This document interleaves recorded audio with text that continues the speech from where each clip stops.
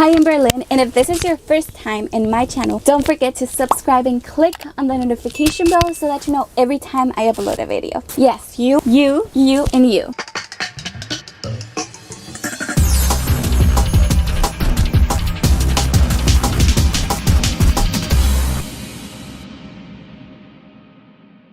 Before starting the video, I want to introduce you to a great product with 12 certified organic herbs that cleans your mind and body. A package of these lasts for a week and it's delicious.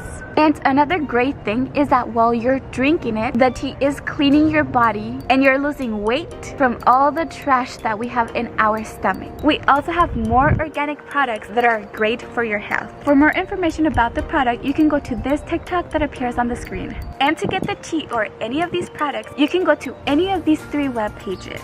I will also leave the link for the pages down below in the description. And if you want more information about the products, or if you want to distribute it, you can send me an email or a DM through my Instagram. Who is the great Babylon that's mentioned into the New Testament in the book of Revelation? Well, I'm gonna explain that to you in this video, but before, I'm gonna give you a little introduction to the physical Babylon, because the one in Revelation, it's more like a symbolical Babylon. In the Old Testament, Babylon was the capital of the empire that conquered the Jews. Babylon was closely related to lust, greed, and idolatry. Nebuchadnezzar was the king of Babylon. He conquered Jerusalem and took the Jewish people captive to Babylon, where the story of the 3 Hebrews come from, that you can find in the book of Daniel. They were thrown into the furnace of fire by the king of Babylon when they refused to bow down to the king's image. The 3 Hebrews were preserved from harm, and the king of Babylon saw 4 men walking in the flames, the 4th like the Son of Man. So God was there protecting those 3 Hebrews. It's a very beautiful story found in the book of Daniel. I wanted to mention that story because the symbolical Babylon that we're going to be talking about in the New Testament connects with this physical Babylon mentioned in the Old Testament. Now let's go to the New Testament in Revelation 17. One of the 7 angels who had the 7 bowls came and said to me, "Come, I will show you the punishment of the great prostitute who sits by many waters." By saying the great prostitute, it refers to a religion. But how can a religion be a prostitute? Because it wallows around with false gods. So it means that this religion is committing spiritual fornication by adoring false gods, like for example the sun. When some religions worship on Sunday instead of on Saturday, because Saturday it's the real Sabbath, but they worship on Sunday, and Sunday it's the day of the sun, Sunday. So that's one example. With her, the kings of the earth committed adultery, and the inhabitants of the earth were intoxicated with the wine of her adulteries. When it says kings of the earth, it means the rulers of the countries. So it means that this church has joined all the rulers of the countries, the governments, the kings, and she has committed fornication with them, spiritual fornication. Then the angel carried me away in the spirit into a wilderness. There I saw a woman sitting on a scarlet beast that was covered with blasphemous names and had 7 heads and 10 horns. So the beast means the political power. So this church, this religion, is sitting on a political power. The woman was dressed in purple and scarlet and was glittering with gold, precious stones, and pearls. She held a golden cup in her hand filled with the abominable things and filth of her adulteries. The name written on her forehead was a mystery. Now you will ask yourself, who is this great city that is mentioned in Revelation? It's hard to say this because I feel like I'm exposing someone. And I feel bad because there's plenty of religion who criticize one single religion. They're always like, oh my gosh, they pray to saints, or they do this, or they do that, and they don't even see that they're doing the same thing or even worse things. They just criticize and just point at someone. I've always had trouble with that because I don't belong to any religion, and I know that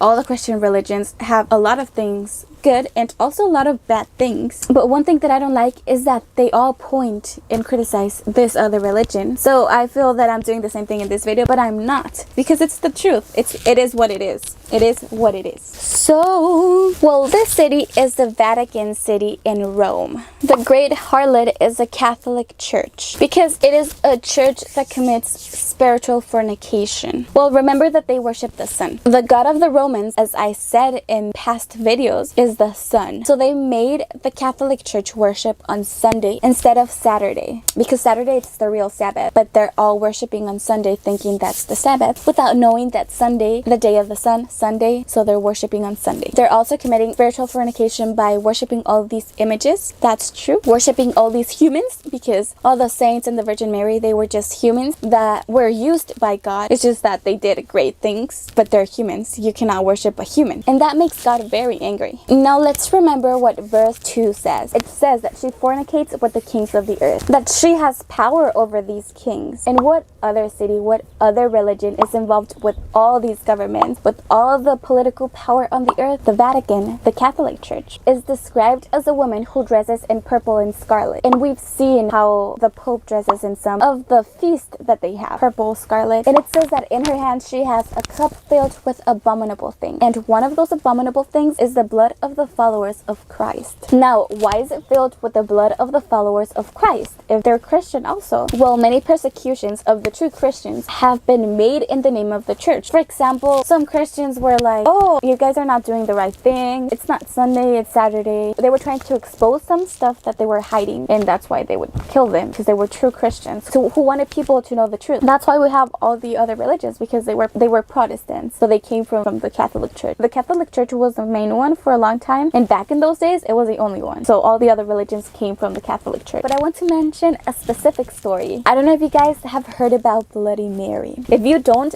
I'm gonna explain it to you. I remember this because I was in school in Mexico also, and here in the US. So in both countries they knew about Bloody Mary. So here it was Bloody Mary, over there it was Maria Sangrienta in Spanish. It was a really bad game. I never did it, but I know that a lot of kids have done it. So you go into the bathroom, you close the door, you turn off all the lights, and you look at yourself in the mirror with the lights off, and you say Bloody Mary, like, I don't know, 3 times or 7 times. After you say it, something bad happens because you like summon the spirit. I don't know, it's crazy. But the thing is that I never understand this. I was like, who are they talking about? Are they talking about Mary, like the Virgin Mary? And are they saying like Bloody Mary? That's messed up. But after I did this investigation a couple weeks ago, I figured out that Bloody Mary is not the Virgin Mary. Well, it turns out that there was a queen in England called Mary who was Roman Catholic, and in her reign she commanded to execute in the stake around 300 Christians, because they were, like I said, trying to let people know about the true doctrine of Christ, of God, what real Christianity was. And for that reason, this woman Mary killed all those Christians, and she was known as Bloody Mary because of all the bloody killing that she did. So that's the story of Bloody Mary. Didn't know. We know that there was also a lot of other persecutions around the world, but I just wanted to tell you guys this story because I found it quite interesting. One more thing is that the Vatican's name comes from the goddess Vatica, which is obviously a demon because there is no other god but God. The goddess name Vatica means action to announce a future fact from certain indications or by simple intuition. This means that she was the goddess of divination, basically. And we know well that that is bad because divination is abominable to the Lord. Let's go to Revelation 18:3. The kings of the earth committed adultery with her, and the merchants of the earth grew rich from her excessive luxuries. So it says that the merchants of the earth enriched themselves with the church's excessive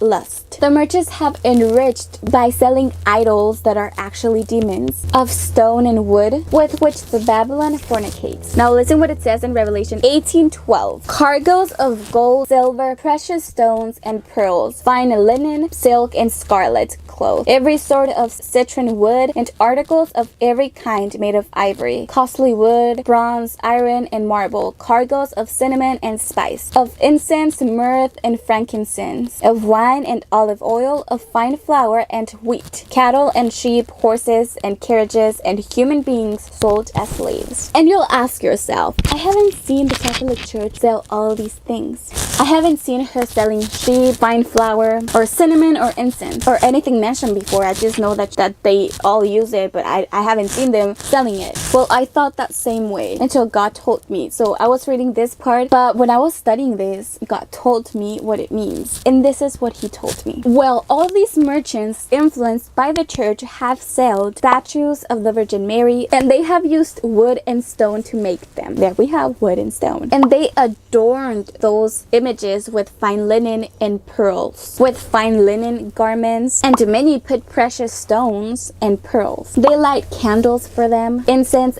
and they offer them animals, like on the day of the death. Basically, they're worshiping the death demons, because it's not even they're offering them food. They take them chicken, horse meat, or with sheep, wheat, or fine flour to make the bread that they offer, etc. So these people, they become rich by selling all these stuff, and people buy all of this to worship these images who are actually demons. So that's what God told me. That's what it means, because I was like, this is a lot. I haven't seen them selling anything, but they make people believe that these statues are gonna make some miracles for their life, and these people buy these statues that have all these materials. They buy a lot of stuff to offer to these statues. So there's gonna be a judgment for this great city. It's mentioned in Revelation 17 and 18, and it says that she's gonna end up naked and it's gonna be burned. They're just gonna turn their backs to the Vatican and they're gonna burn the city. Why would they do that? How is this gonna happen? Well, I'm actually gonna make a video about that, and it's gonna come out after this one, so stay tuned, because it's very, very interesting. So let's go to Revelation 17:5, because God says something really important here. The name written on her forehead was a mystery: Babylon the Great, the mother of prostitutes and the abominations of the earth. So this religion is the big one, the Catholic Church, the main one. No matter what other Christians say, that's the main one. That's the one who has control over all the politicians, all the governors around the world. It is what it is. She is the mother. And one interesting thing that says here is that she has daughters. There's other churches, other religions, and I'm not talking about the churches that you can find around the world who are Catholic. No, I'm talking about other religions who are her daughters and fornicate with her also. And who are these daughters? Well, those daughters are all the other Christian religions who judges her, are doing the same thing that she's doing. They're not keeping the commandments of Christ and of God, starting with the Sabbath. All Christian religions, no matter what denomination they are, congregate on Sunday. There are very few Christians who gather on Saturday. You will see Jehovah's Witnesses, Mormons, Catholic, Pentecost, Baptist, everyone gathering on Sunday, and also eating pork, eating seafood, eating animals that God tells us that we should not eat. So all these other religions criticize the Catholic Church, but they're doing exactly the same thing.